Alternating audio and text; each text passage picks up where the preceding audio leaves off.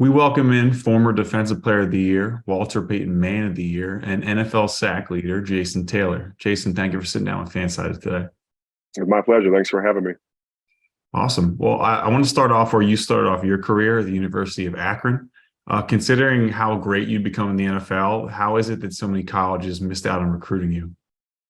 Oh, well, I mean, in their defense, I was a 6'2", 6'3", 170-pound athlete that didn't really have a true position. I played receiver, played tight end, played free safety in high school. So only played varsity football my senior year. So it was I can understand them missing. It was, I hate to date myself, but it was really pre all the internet we have now and all those websites that we have to kind of give these kids exposure. So I forgive them. It worked out.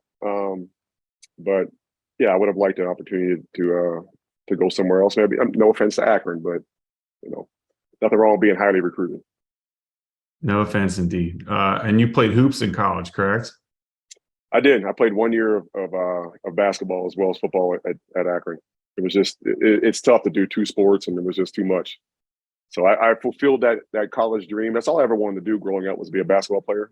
Play college basketball, play in the NBA. So I got a chance to fulfill that dream and kind of scratch that itch a little bit. But I realized that at 6'6", good hops, but a very, very, very average jumper and a suspect left hand, my future was not in the NBA. Well, it looks like you made the right decision. You go on to pile up 139 and a half sacks in a storied NFL career, which I'd say makes you an expert in the art of pass rushing. But the game of football evolves fast, as I'm sure you've seen at the U. Mm-hmm. What's the biggest way pass rushing has evolved since you entered the league? Well, the timing of passes coming out, number one, has changed. When I first came in '97 in the NFL, there were still guys under center taking 5 and 7 step drops.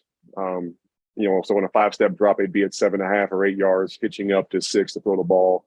On a 7-step drop, you would get guys that would get back, their back foot would get back to 10 yards. So it's obviously a much different arc of rushing the quarterback, and you have more time and more space to kind of get there and affect the quarterback. The game has changed. The ball comes out so quickly.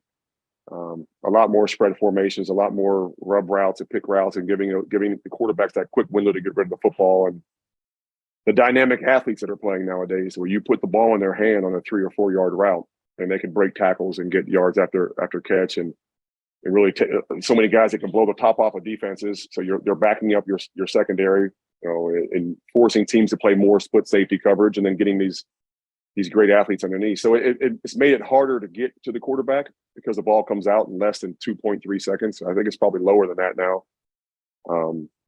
I know the majority of our games that we play at the U, I go through 4 games and time up every pass that comes out, and the average pass, we're down to 2.1 seconds, the ball coming out. So it's so difficult to get back there. Well, going from pass rushing to just passing, you got to play with Dan Marino towards the end of his career. Can you give me a good Dan Marino story that would give younger viewers an idea of why everyone seems to love him so much? Dan is one of my best friends. Great, great, great guy. Great teammate. A great role model for me, and someone I really looked up to throughout the entirety of my career, and also after I got out of the game, and the things he does in the community, he does around the team. But when I came in 1997, Dan and I grew up in the same city of Pittsburgh. He would always like to say he was on the other side of the tracks. I was on this side. He was on the better side or nicer side.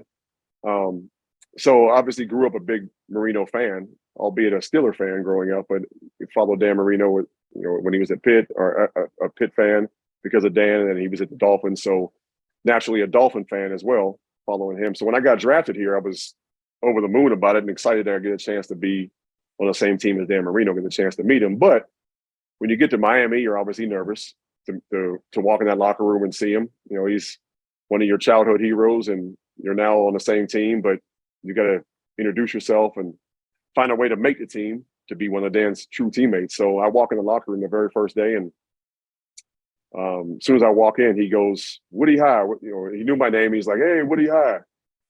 Obviously talking about Woodland Hills High School, the high school I went to in Pittsburgh. So the fact that Dan Marino of all, and I'm looking around like I've got to be the only person here from Woody High, and the guy said my name. I can't believe Dan Marino knows my name. So I did the awkward, sheepish little wave, and how you doing? And I walked past him to go find my locker, and had to circle back later on when I settled down and got my nerves under control and introduced myself to him. But he was just that kind of guy. He's a welcoming teammate. He's very, very intense, holds everybody accountable, practices and plays at an elite level. And it really raises your level of professionalism being around someone like that. And probably the fastest release I think I've ever seen.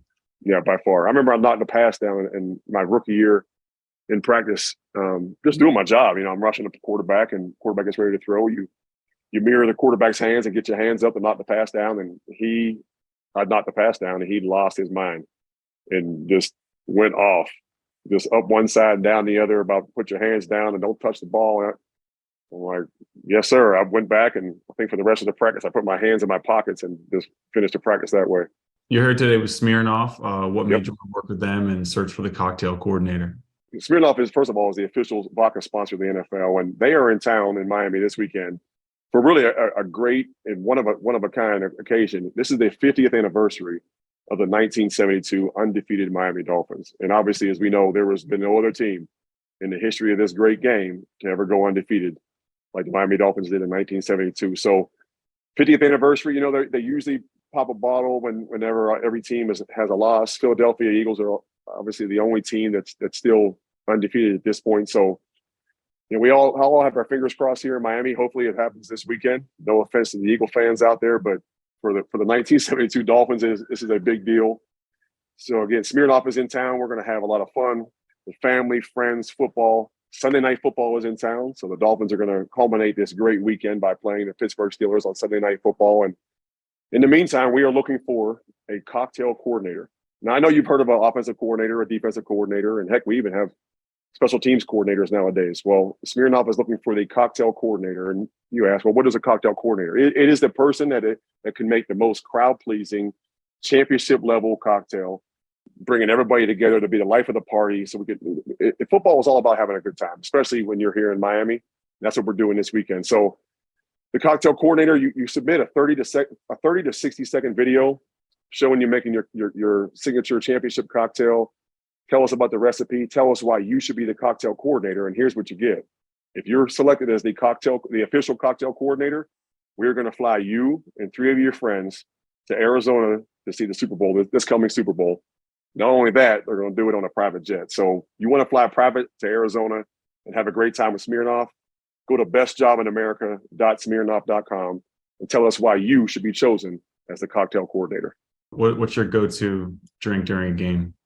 I knew someone was going to ask this. I'm a martini guy, so I like to drink it straight, maybe slightly dirty sometimes. But this weekend, because we're in Miami with Smirnoff celebrating the undefeated Dolphins, we have a Smirnoff undefeated cocktail, which is number 21 Smirnoff vodka, blue carousel, a little pineapple juice, a little lime, the undefeated cocktail. And I'm hoping at about, we started at about 11:30 on Sunday night. All of Miami is drinking the undefeated cocktail with number 21 Smirnoff vodka, celebrating the Dolphins being the only undefeated team. But we need someone to beat the Philadelphia Eagles because we can't do it ourselves this weekend. I'm in Philadelphia currently, so hopefully there's no victory cocktail happening, but we'll see. So I've actually, as a lot of people, I've seen your sister on FS1 more than they've seen you on TV recently. Can you speak to all her success in broadcasting?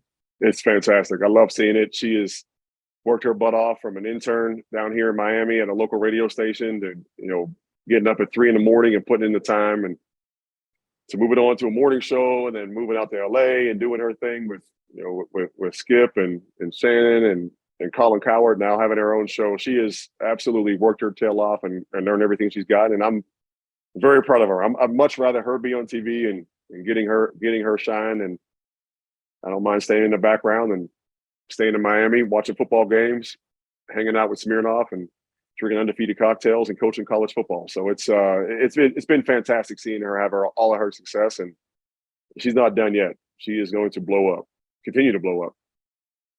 I got 2 more for you. I've always found it so interesting how even the best football players eventually have to find a whole new career relatively early in their lives. And it seems like some people have a hard time with it. Others relish a fresh start. You've had a bunch of success in a couple areas post-retirement on TV, coaching high school and now college. How was that process of completely starting over at 37 years old? It can be challenging. And I know everybody reacts to it differently and has different experiences with it, so I can only speak to mine. But it's, I've never been a person that's afraid to try new things. Sometimes I'll bite off more than I can chew, and just I'll just go all in. And I'm such a competitor and so willing to grind and put in the work and go through that process of being great at whatever I'm trying to do. So I was, whether it was playing football in high school and going all in on it, or doing Dancing with the Stars when it was so outside of my wheelhouse and my comfort zone, to doing or doing TV, doing radio.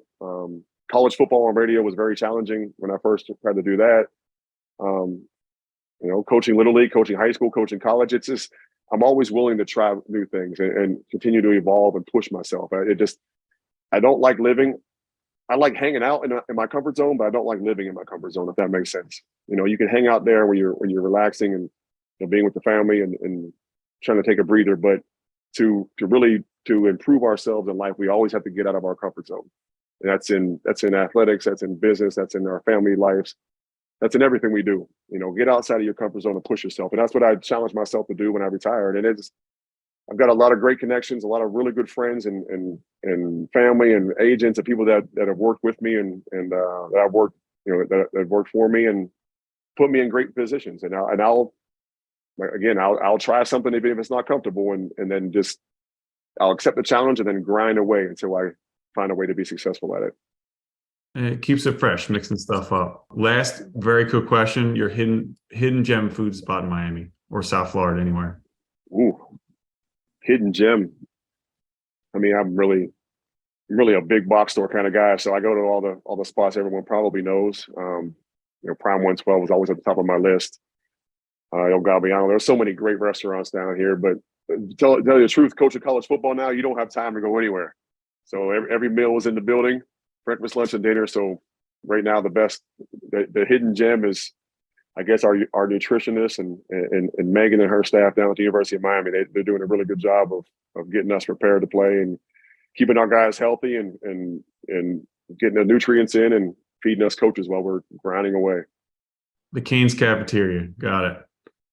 Jason, Canes Cafe. Jason, thank you so much for taking time to talk with us today. Good luck to you and the Canes this season. All right. Thanks, Sean. I appreciate it. Have a good one.